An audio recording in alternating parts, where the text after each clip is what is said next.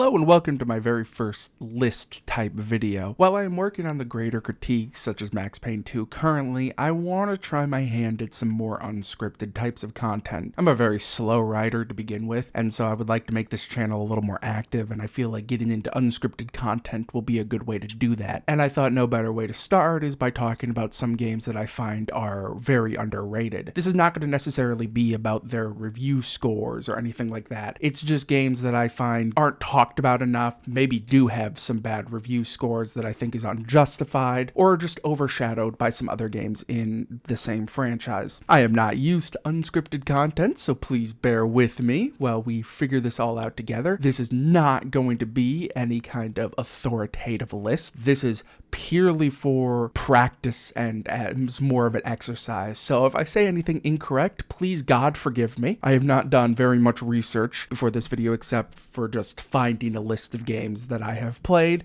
maybe to completion, maybe not at all to completion. Just feel like there's more to those games than people have been giving them credit for. So without further ado, let's get into this. The first game I want to talk about is Dark Souls 2. I am a big fan of the Souls games. I haven't really ventured too much outside of just specific or outside of FromSoft games, but I have played and consumed every single game FromSoft has, except for Demon Souls. I just haven't gotten around to that one for whatever reason. But the game that got me into the franchise is, well, Dark Souls 2. And I get why this game gets a lot of hate. It has. Holy fuck, does it have problems. The adaptability is a super annoying thing. The bosses are quite underwhelming. I never cared for all of the gank shit and getting ganked constantly. And for the most part, it just didn't feel like Dark Souls 1. But as somebody that had never played Dark Souls up until that point, I was enamored with Dark Souls 2 when I first played it, and it is what made me fall in love with the rest of the series. I definitely will acknowledge that this is the black sheep of the franchise, and especially with it being sandwiched in between Dark Souls 1 and Bloodborne, I get why this one was picked on quite a bit, but god, this game really is still very, very good. It is the worst Dark Souls game, without a shadow of a doubt, but wow, does this game have some fun and good elements to it. One, I loved the level design, and I loved the biome diversity that this one really had. The game gets picked on a lot, and I get it. I understand for how it kind of transitions from one level to the next. The Iron Keep is the most notorious example of this, going from like this weird, I think you're in like a windmill at that time, and you go up into an elevator, and you somehow get to this area that's all lava, and it's like, how the fuck did I get here? I literally went up into the sky. And while I get the criticism,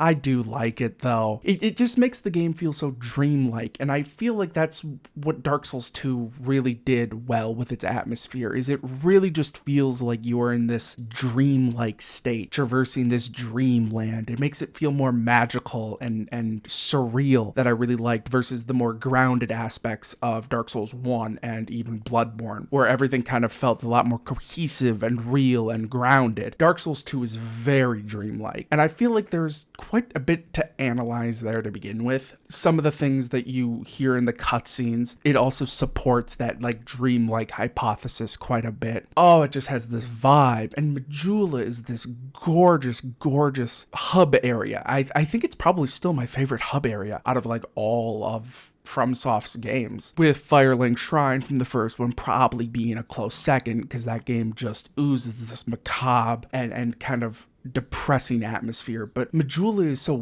whimsical and wonderful and bright, but it still has this darkness hidden deep underneath it all that it just makes for a very unique hub area that I haven't really seen them do anything like. Like even Bloodborne, I think, kind of does a similar thing where you are literally in the hunter's dream, but even then it still just doesn't have that dreamlike quality that Dark Souls 2 has. The hunter's dream in Bloodborne still just kind of feels similar to I think it's Firelink Shrine in Dark Souls 3 as well, or even Round Table Hold from Elden Ring. But Dark Souls 2, it just, I don't know how to describe it. If you've played the game, I think you understand what I'm talking about, how it has this more whimsical aspect to it, while still never detracting from that dark and broody atmosphere that the From Software games and the Dark Souls trilogy are known for.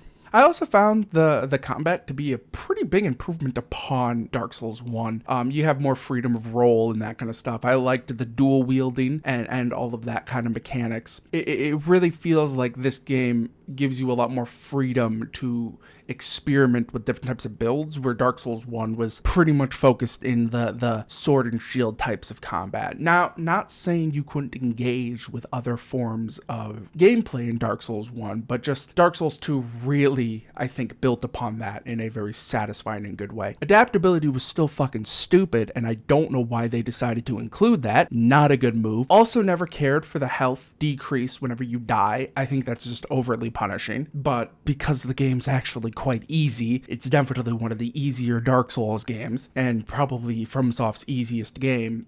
It was never really that big of a problem. This game will kick your ass in the DLC a little bit, but that base game, there's some really good, outstanding, and standout bosses there, Velsat, but then you got that fucking Jabba the Hutt type creature down in the depths, and the game's bosses definitely were a problem. But for the most part, I think Dark Souls 2 is a wildly underrated game that if people just go into it separating it from the rest FromSoft's work, they will find a lot of enjoyment within this game. Don't recommend it to be your first game though. I got lucky that I fell in love with this game so much, but Dark Souls 2 can be a little repulsive towards newer players. Definitely start with Elden Ring if you have yet get into the From Software games. Still think that's the best starting point, but going into Dark Souls 2 with an open mind, highly recommend. The next game I want to talk about is going to be Avatar: Frontiers of Pandora. This is going to be kind of more of a defense of Ubisoft in general, because I do feel like this company gets a little undue hate. It gets a lot of deserved hate. They are absolutely fucking evil that have basically created a system that they can just abuse their employees, and nobody seems to give a shit. I'm pretty sure the leader of the company now, who absolutely was a contributor to silencing some of the issues that their employees were having and suppressed this system of abuse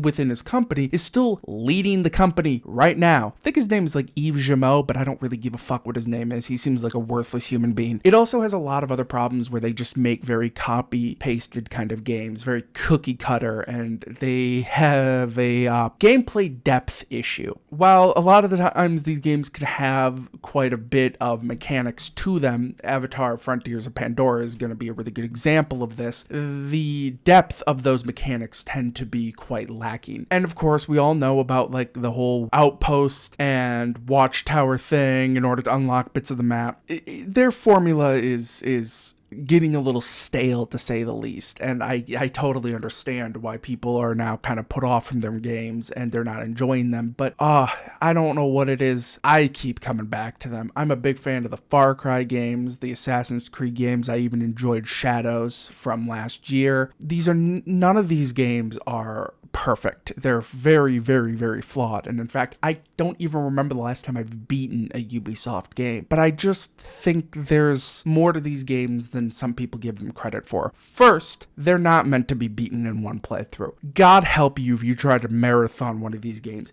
They're meant for you to, I think, really play for like 20 hours and then put it down for a few months and then come back to it when you're bored. Now, there is an argument to be made that that's not how you should do game design, because that's a little feeding the piggy slop kind of shit. But if you want some fun, like, stupid gameplay escapism where you don't ever have to think, these Ubisoft games are pretty good at that. But Avatar: Frontiers of Pandora, I think the reason why I definitely put it on this list is because I think it really embodies what Ubisoft's strengths are, which is creating fun but pretty mindless gameplay loops that do a really good job at immersing you into the greater world. Now, as somebody that does like the Avatar games, it's kind of a prerequisite to enjoy this game specifically. I loved being the Na'vi and running around this world. It was an incredibly detailed and gorgeous world outside of maybe like Elden Ring or Skyrim or stuff like that. This is one of those games I probably have stopped the most in to just appreciate the landscapes, because it is so filled with color, and whoever designed the world clearly loved Pandora and wanted to do the best to bring it to life, and I think they absolutely nailed it in that game. But it's not just the specific world.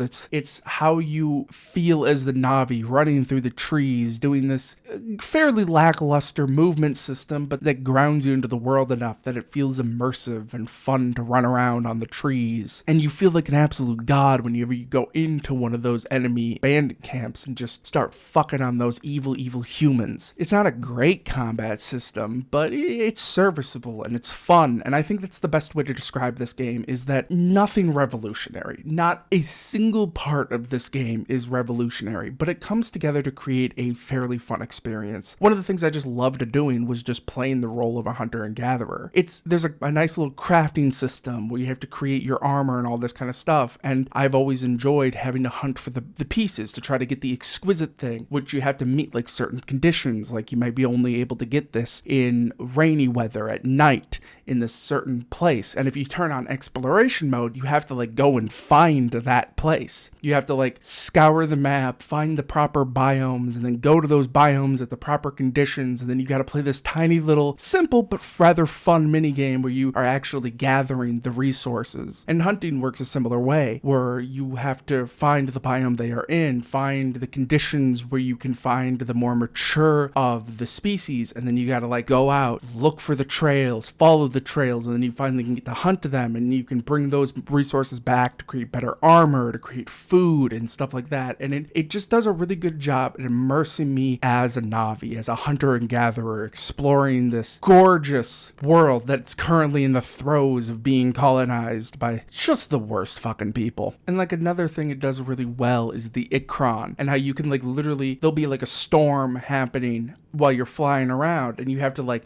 go way above the clouds, and it's just, that is an experience to just fly that Ikron above the clouds, and now you go from this stormy hellish weather into just like this nice cloud-filled landscape with sun shining. Similar like when you're in a plane, you finally get above the cloud line, and there's just not a lot of games that allow you to just fly above the cloud line like that, and it just feels really, really good. The sense of speed with the Ikron or any animal that you ride is so satisfying, and it feels fast and quick. It feels exactly like how an Ikron should feel when you watch the movies, and it's just fucking wonderful. It really is that you have just been transported into the world of Avatar, and you are just role-playing as a Na'vi that is fighting back against this horrible tyranny and environmental destruction that is happening. Again, you kind of have to enjoy the idea of Avatar in order, I think, to get a lot from this game, but as somebody that really does like the property, I enjoy it quite a bit, and I highly recommend that you play it if you fit that criteria of somebody that enjoys Avatar. Even though it is made by Ubisoft, and that's always a hard pill to swallow, because again, that whole company seems to be designed to systematically abuse its fucking employees and then cover that up while trying to squeeze as much money from the consumer as humanly goddamn possible. But outside of that, and that is a big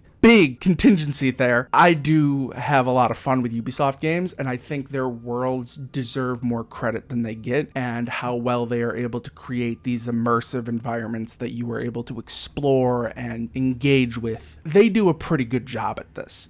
Not the best, but they do a solid and good enough job. I always do look forward to the next Ubisoft game, and I think Avatar Frontiers of Pandora is the best example of this. Okay, so this next one's going to be a bit of a weird one that I would hazard that you have not heard of. It is Rig and Roll. Everyone knows of like the current big trucking simulators, American Truck Simulator and Euro Truck Simulator, the two juggernauts in it, and that has kind of started to have a complete revival of the trucking genre as a whole, with Australia World Truck, whatever the fuck it's called, coming out, and then you had like that Alaskan trucking sim game, and they're making a new one. I don't know, it's a weird genre that I kind of keep tabs on but don't follow super deeply. The best trucking simulator, by the way, as a complete tangent, is Star Trucker. Fucking phenomenal game. Probably could have just put it on this list. Probably would also made more sense to put on this list, but I didn't. I decided to pick Rig and Roll. This 2009 trucking simulator. Oh, sorry, 2009 in Russia, and then 2010 for the rest of the world. And this is a fucking weird one. A small YouTuber named Alien Bob, who, it's weird to say small YouTuber, he's much bigger than I am. Alien Bob did a really good video essay on Rig and Roll specifically, so if you are curious by this game, I highly recommend to go and watch that video, because this game is a strange one. First, obviously, it's a trucking sim where you exist in California and you're taking deliveries and all that kind of stuff. But one of the things that separates it from other trucking sims in its genre is, one, you don't have to obey the speed limit. You do have some road rules. You're not allowed to go the wrong way, and crashing into people is like a big no-no, but like you'll be hauling ass down like a freeway at like 98 miles per hour. And that is because not only is it a trucking game, it's a racing trucking game. So each contract you'll take will sometimes have a competition associated with it, where you'll have to race like 3 other truckers delivering the same cargo as you to the destination. And it's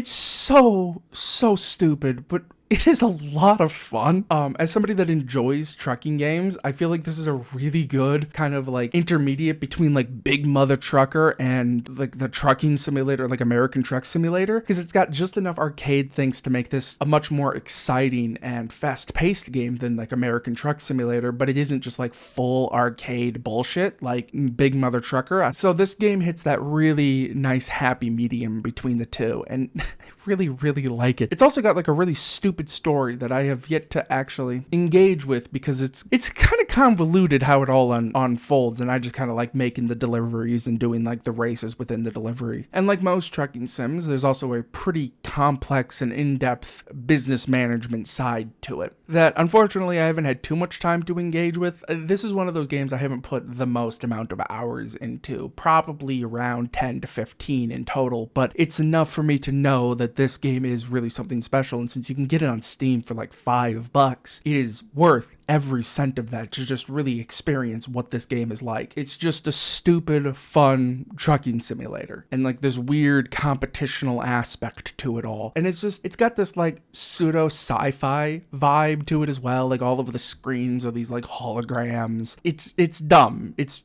really dumb, and I just love the game a lot. If you do enjoy trucking simulators and you want something that's a little more arcadey, this I feel like a really good version of that. I really kind of wish we would get another one like this. Like, I love my American Truck Simulator and all that kind of stuff, but there's an untapped market here with like truck racing during the deliveries that I kind of just want to see come back. And it also just feels great to just be able to cruise down at 70 miles per hour, just passing fucking everyone in your massive 18-wheel behemoth that you really just can't do, or at least it feels weird to do in American Truck Simulator. I guess you could turn the police off in that game and then just drive like a wild fucking beast, but it always feels weird to do that. But this game really feels like to encourage the more aggressive and intensive type of driving, as long as you don't hit anyone. If you hit somebody, the cops will be on your tail in about 3 seconds, and they will gladly just point a gun directly at your fucking face. So avoid doing that. But other than that, it's an absolute blast of a game that if you enjoy those trucking simulators, you can't go wrong with the $5 purchase here. The next game is going to be the Spongebob SquarePants Titans of the Tide. Now this also kind of is including in the Cosmic Shake and the Battle for Bikini Bottom remaster, because so far this trilogy of SpongeBob games are really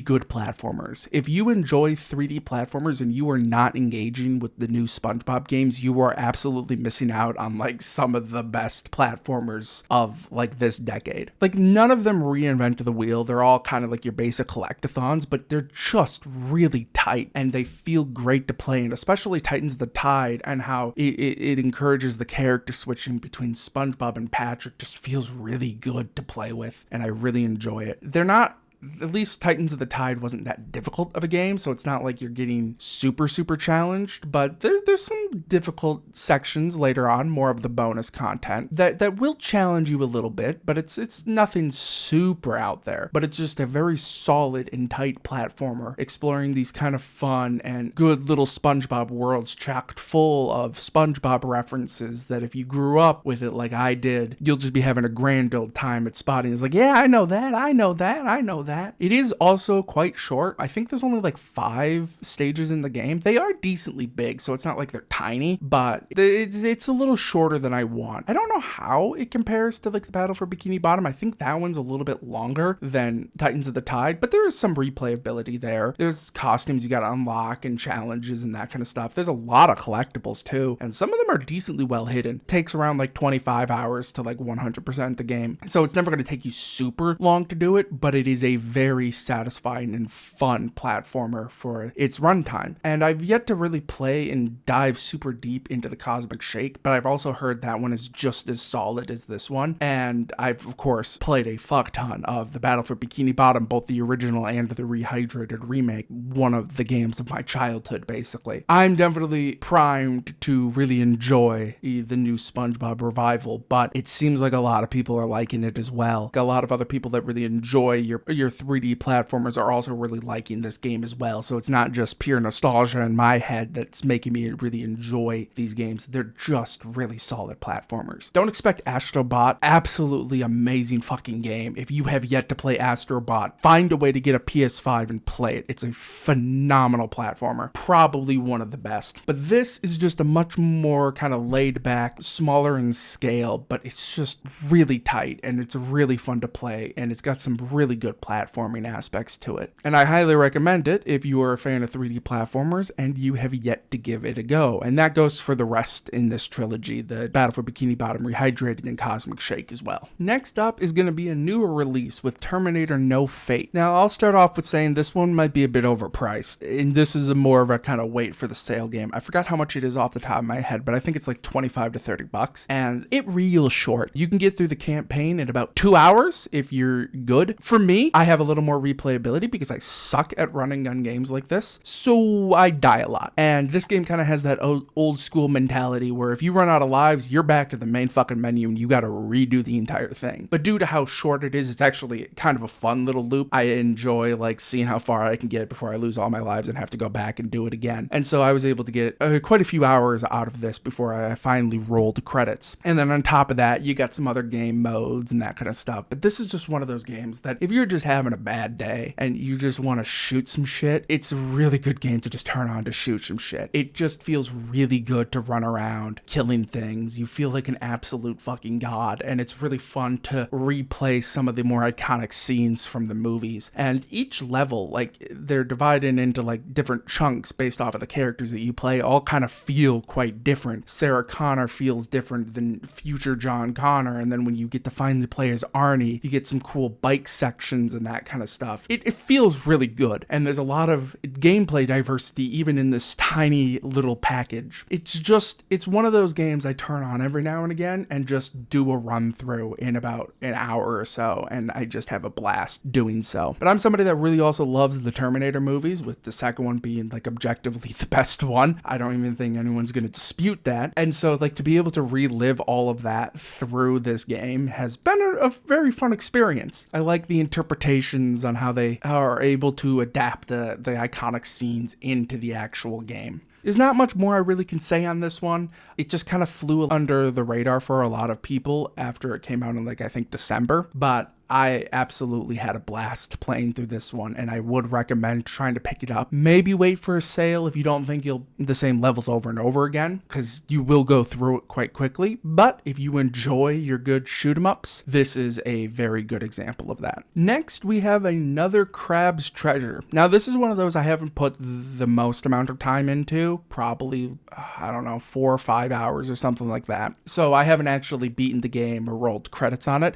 I would like to at some point, because this game is a lot of fun. It is a Souls-like, and it's very clearly a much lower budget. It doesn't have anywhere near the polish that you find with the From Software titles or even like Lies of P, but it's just cute and it's fun. The combat is more than serviceable, and it does do a unique thing with how the shell mechanics work and how you have to like keep finding new shells that have a magic ability associated with them, or how the shells can break mid-fight and you'll have to like disengage and go and find them. I really liked that mechanic, and I thought that did a good job at setting this game apart from the rest. But even then, the combat isn't as tight and as satisfying as you get from Elden Ring or the Dark Souls games. But again, it's a much lower budget game made by a much smaller team, so you can kind of forgive it. But what it really does very well is the level design. It is adorably hilarious. Basically, every structure in the game that you go in is either made out of like sand castles and trash and all of that kind of stuff, with some pretty funny references to real world products. Like instead of goldfish, it's like gold Glocks or something like that. And there's like cigarette containers that have like this certain general's warning on them, but they're called like something slightly different. Or how like all of the paths are made out of like a bunch of microplastics, and your souls are also like microplastics. It's just this very funny critique on pollution in general. And what I really like is that while it's a lot more colorful and upbeat and even cheerful, the world, due to just how polluted it is and the analogy it creates between our world, kind of makes this game just as dark as the Dark Souls games, while still having a much lighter and cheerful tone. And that I found very engaging and kind of funny. I liked that despite it being so colorful, it is a very dark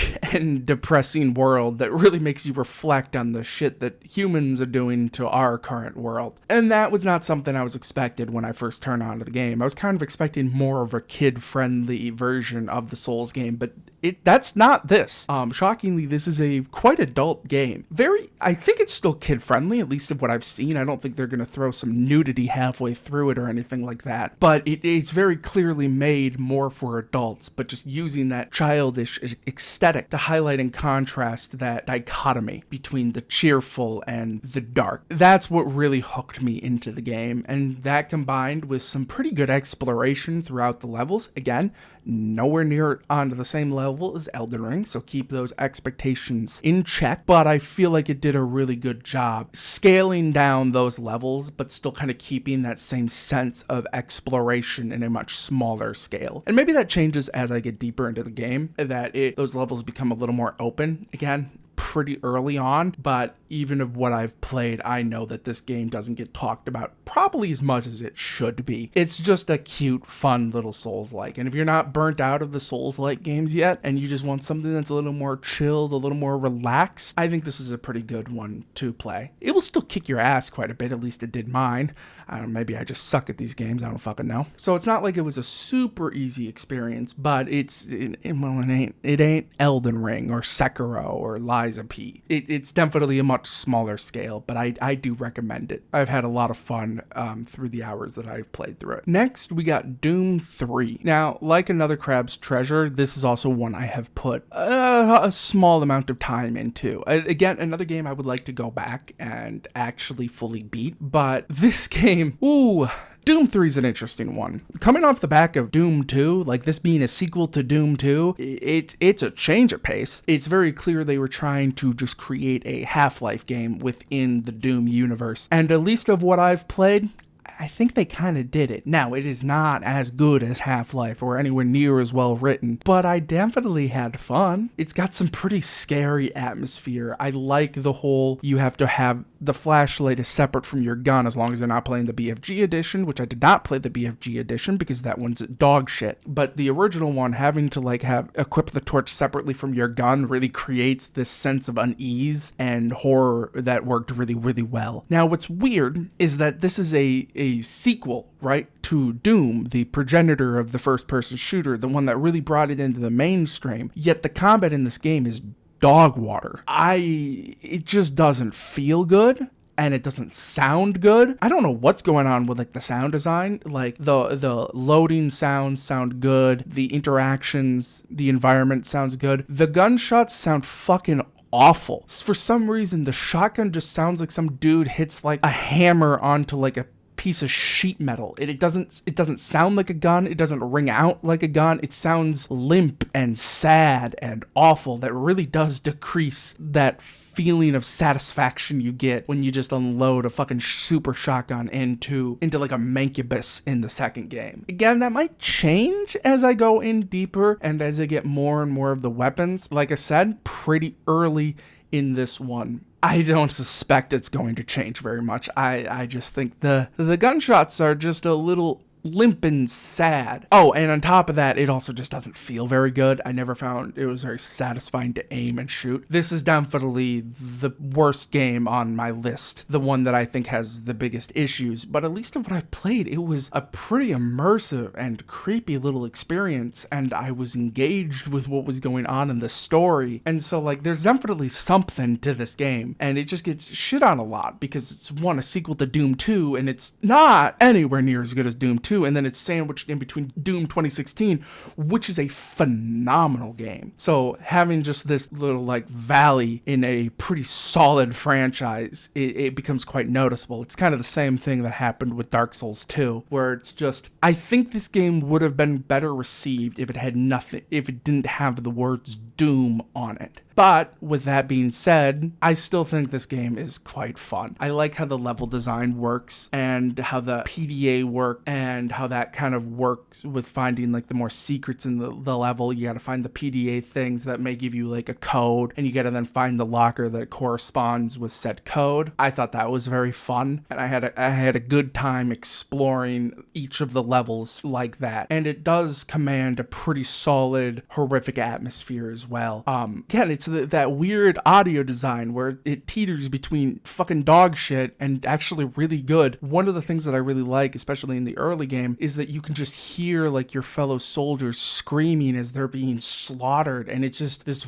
really oppressive feeling that I very much enjoyed. It feels isolating, not because you're alone, but because everyone around you is being slaughtered, and it just comes together in a pretty satisfying and horrific kind of way that it's intriguing me. It's making me want to go back and play through more of the game. Now, of course, because I'm so early, this game might take an absolute fucking nosedive about halfway through. I totally expect that to happen. But at least of what I've played, I think this game probably gets more hate than it actually deserves. And I like Doom 3, at least of what I've played for it, and I think it's slightly underrated. And that was 7 games I think were decently underrated. Like I said, this was not an authoritative list. If you disagree, or if I'm wrong, especially with the games I've put less hours into, that is totally fine. Feel free to disagree in the comments. Please comment. You know, that engagement rate's always good. And this is something I want to do a little more on this channel, is more unscripted types of content. While I like doing the greater critiques, and I definitely want to keep that up, I am just such a fucking slow writer, and